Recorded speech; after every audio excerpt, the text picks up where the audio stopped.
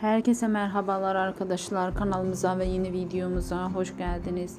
Uzak Şehir dizisinin başrol oyuncularından yepyeni fotoğraflar geldi. Yeni gelen kareleri sizlere sunuyoruz. Siz de kanalımıza abone olmayı unutmayın. İyi seyirler, hoşça kalın, bizimle kalın.